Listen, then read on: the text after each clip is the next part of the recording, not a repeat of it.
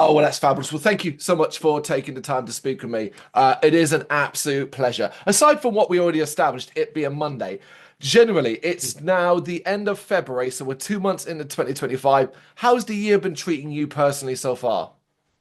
Yeah, it's been rather quiet. Well, quiet because of the release. There was a lot of stuff happening, but I've seen worse starts of years. Fair enough. Fair enough. Of course, yeah, that's the thing that's been keeping you busy for the most part, the new release. We are now in the early post-release period. Is there anything specific right now that's keeping you busy about that? Well, the album is out for just over a week now, Yeah. and what we really try to achieve is get more shows happening between now and let's say the start of the summer. But Hmm. at the moment, it's really hard to get shows over here in the Netherlands. There's an overkill of bands trying to get shows. Right. And so the venues get huge piles of emails coming in of bands asking if they can come over and play a show. And venues are nowadays sort of closing the email for Hmm. band. They don't even look at it. So even doesn't matter what kind of level of a band you are. If you send in an email, it's just the luck of the draw if they actually gonna see it.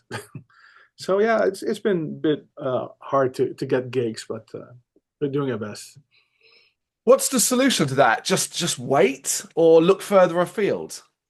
The solution is most of the stuff is network. How your Hmm. network is expanding. If you know people, then yeah, then it's easier to get somewhere than if you're just relying on emails. Yeah. And yeah, show up at gigs and talk to people. That's the old school way, I think, but I think that works. It still is important. It's no different here in the UK. Who you can meet and who you can talk to at a show, at the merch desk. You're just standing there, you're having a chat with someone that's selling a t-shirt, and you can learn a lot and you can meet people and, as you say, network that way. Yeah, exactly. Well, of course, new album, The Traveller. It's, as you said, been out for just over a week as of right now. Early impressions, overall response at this very, very early stage. How have you found it? You quite pleased with the response? The response, yeah, yeah. So, to be honest, we're sort of the outsider here Hmm. when it comes to this genre. We've been doing this for quite a long time, but yeah, we've not really mingled. If we just talked about showing up at shows, we did that very rarely up to now, and yeah, so we don't really know what people think of Ditch up to a certain extent. Yeah. So we've been listening to this album because we started the recording in summer 2023. So it's quite a while ago already. So I've been listening to this stuff for a year and a half, and the final product has sort of been done for just under a year. So you get really anxious when closer you get to the release date, and then when it's finally out, you're just happy that it's finally out, that people can actually hear the stuff that you've been sitting on for 18 months. And yeah, so far it's been spectacular, actually. Hmm. So we don't know what to expect. So our expectations were pretty low. Yep. Everything would be fine, but so far people are really enjoying the album and are impressed, which is good. And to even to the extent that we might think it's a bit, we're quite humble bunch of guys. So Hmm. every compliment we really have to sort of learn to accept, if you know what I mean. So No, yeah, there's that's nothing wrong with that, of course. But obviously, it's sometimes in a good scenario like this, it's more than deserved. It is an incredible album, and one of the things that's really fascinating to see are the people that have been there for a while. They've been with you for as long as you've been around and were following you. Because obviously, it's been a while since Boca Do Inferno, your yeah. much lauded debut album. Mhm. It's been such a long time. Can you, right, sum up the last decade of life within Ditch? That the gap that exists between those two albums. Yeah, well, we first of all, the first album was never meant to be an album. We went in for an EP, and Mm, while we were in the studio, which was owned by our bass player, we just kept going and ended up with 5, 6 songs more than we went in with. And after the release of that album, we sort of continued to try and write new songs and play some more gigs. And you know, before you know it, time runs away with you. And 2 years later, our our drummer decided to leave the band. mhm. Um, that's okay. We found a drummer who's currently still in the band. It's Alexander. Yep. So that worked out rather well and quickly. Mm, Um, and in 2015, our vocalist left, but that was no, we're still good friends with them. And that's not it's not been a problem really, but yeah. he had a problem, a physical problem with singing, the way he was singing, which when he was performing live, he had headaches coming up from all the pressure he was putting in it. Wow. And yeah, at that point, it's not a good idea to continue. Health is always more important than your band in some way. Mm, So 2015, he left. We started looking for a new vocalist, but we're old friends, even from before the band. So it was very hard to introduce someone into the band that we didn't know and probably didn't know how the way we worked or the way we approached the band. We're taking it quite serious to uh, in comparison to other bands. yep. And what we got when we were looking for a singer was people that were more interested in smoking up instead of. And the funny thing is, despite the fact that we're playing stoner rock, only Alex every now and then smokes up before he goes to bed, to get some better sleeping done. And our bass player and even me, I never smoked, so Mm, there you go. So that was a bit of a thing. I don't mind it, but you still have to be singing in the band if you do that. And other people had a different idea of what the vocals should be.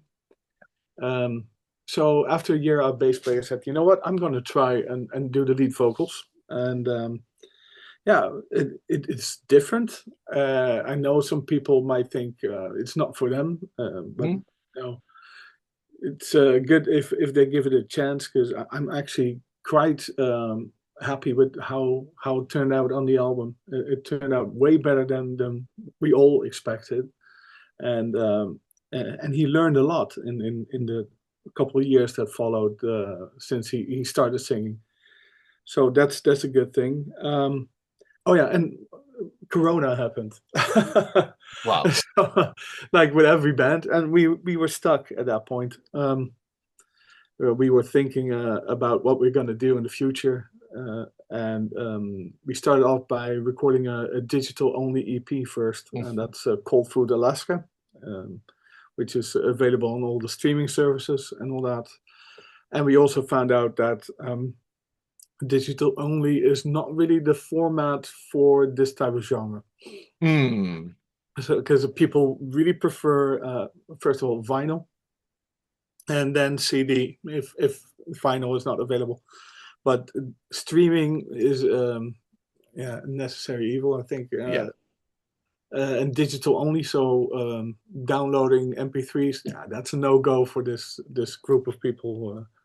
So yeah, we learned that if we were going to release something new, which is the Traveler now, that we had to get with the physical format again, and so we did. Well, Yeah, that brings us up to the Traveller. Well, we're speaking of the Traveller then. So at that stage, you've learned, as you say, COVID has happened. It's knocked out, wiped out a few years of the band's life, whether you liked it or not, because that was where the world was. It's time for something new. It's time for the Traveller. The story of its creation, basically, where does it begin? Your vision. Did you have a clear vision for what you wanted to do with this album? Well, the vision we always had, even with the first one, is that we had some other stoner bands in our yeah, in the area we live in, and even in the Netherlands, you have a few, and they all have the same approach, which is they get that a certain stoner groove, and they play that from start to finish in the entire album, and there's very little that changes in the dynamics. So as I'm actually mostly responsible for the songwriting, Yep. I sort of started from the very start thinking about if we're going to do an album, it has to be more diverse, more dynamic, and yeah, play around with more different type of grooves and stuff. And you know, I'm lucky that I'm in a band with an excellent drummer who has this 70s vibe going down. You Mm. know, he used to play in a cover band that just played Deep Purple and Rainbow covers. So you have that feel, and he has this huge. Yay. So the sound was down as well, and yeah, he's just a very good drummer. So I didn't have to do that. I just gave him a sketch, and I said, "Oh, go ahead and let him do it." Mm. The coloring in is what I call it. And the same deal with Douwe, the bass player. He's probably the best bass player I ever played with, and I played in several bands. Mm. So, and I trust him. So I just gave him the song and let him color it in. So that was the approach for the album, is that I write songs, I hand them in, diverse songs, and you know, let's play around with it. And that turned out to be the best way to work on this album, on any album actually. Yeah. So you know, if you listen to the Traveller, you have every song has a different vibe going, and the only connecting thing is the sound and the vocals. But you know that, so there's early stages. You want to experiment, you want to try new things because, of course, you've developed as an artist, yourself a creative, you've learned new things, and you want to showcase that. But you also know that Ditch has, I don't know what you want to call it, a sound, a style, an expectation that a listener will have of what you should do. How do you combine the two, being experimental but also ensuring that it still sounds like Ditch? Yeah. Well, from the very get-go, I always approached it as long as I think it sounds like fun or great, then it should work. And you know, like I said before, I have several bands, but Mm. what I do is none of the bands are similar to each other. So when I'm writing for Ditch, it's just no. Maybe I've been listening to some stoner rock albums, and I think, oh, I feel like writing stuff. And even then, like with any other of the other bands as well, if I listen to stuff, what I can get a hold of is writing in that particular style. Mm. It just sort of triggers something, and everything that comes out still sounds like Ditch, if you Mm. know what I mean. Mhm. And it's not a very conscious thing, to be honest. It just happens. Yeah, and to be honest, the songs that are on the Traveller date back from some of them date back from 2014, some from 2017, and some Mm. from 2019. And there are other songs, and to be honest, we have seven already lying about for album number three. So I have Of to sort of course. hold back, because if I go fully into ditch mode, I can sort of write three songs in an evening. But no, I prefer to do just the songs that I have to do them justice first before I move on to new stuff. No, it of course makes complete sense. Having, even if it's just bits and pieces of a track all the way back from, as you say, 2015, 2017, 2019, and then you'll continue to build upon that. It's obviously it's fabulous that you have that, um, I don't know what the word is, natural just ability to just focus on ditch and it become ditch with you're having to think about it. Because ultimately, I guess, did you find at any stage when you were writing the Traveller that you were pushing the experimentation so hard that it didn't feel natural anymore? No, no, that for never happened. The only thing when it comes to experimentation is the title track that I thought, yeah, this might work for Ditch. Okay. It has a sort of a similarity to one of my other bands. It's more epic, it's more quiet at times, and then it's a band decision, to be honest. I'll bring it to Hmm. the band, and what do you guys think? Will this work for Ditch? And then yeah, it to be honest, they most of the time they are like, yes, let's do this. So See, if you're not too sure, you get their confirmation. They give you the thumbs up, and then you're a lot more comfortable. yeah, exactly. Well, speaking about the early stages of writing for The Traveller, what particular challenges did you personally run into at the early stages of writing? For this album. Yeah, for The Traveller. Um, well, like I said, I had to go through all the recordings we made throughout the years, and then I had to sort of pick out stuff that I really liked and thought Hmm. that was that we were able to get them to the next level to be worthy of an album.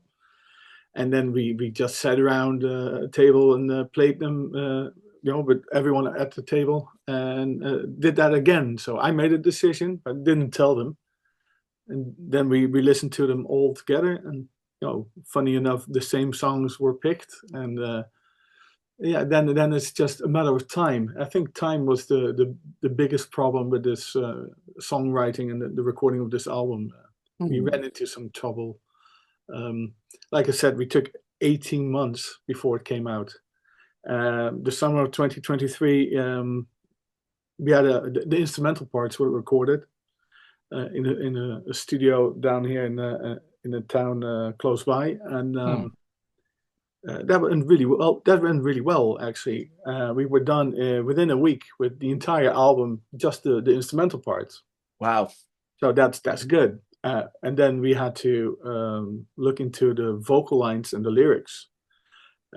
So that took a while. Hmm. We were supposed to start recording the vocals in actually the start of December. And then our vocalist got a really hefty ear infection, a really hefty one that took 2 months. We had to cancel shows. We had to reschedule recording and then reschedule again. It was quite hefty. So that happened. Um, and then we recorded the vocals, and we got some friends in to do backing vocals. Hmm. So there was a bit of timing if everyone was available. And then you start the process of doing the final mix. And we had a really good engineer slash recording engineer, um, Hans Peters, who's known here for mostly death metal, by the way.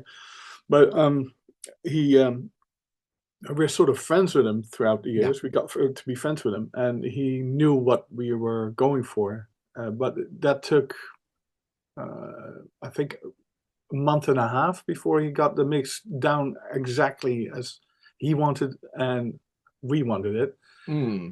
And then we started with sending it out to record labels. And then you get the same problem as with the venues, that you get into a big pile, and if they don't pick your email, they never will hear what you're offering. And that actually happened. We Yeah. got one response straight away, which was surprising, to be honest. And we talked to him for a while, but his release schedule would mean that we had to wait another year, a full year. Oh. So we said, no, it's not going to work. So we got talking with the band again and decided to release it on our own. it says Dark Skies Coming, and that's actually the foundation that all my musical endeavors are under. Yeah. Even some of the other records I've been releasing. So we said, well, let's put it on Dark Skies Coming, and then the next process starts, which is that you have to do everything yourself. So Yes. manufacturing has to be arranged, the artwork, PR company that will take care of that. Yeah, that took another 6 to 7 months, man, and then you're 18 months away. So if there's anything holding us back, it's the entire process that has sort of nothing to do with the songwriting. But that's the most horrible thing.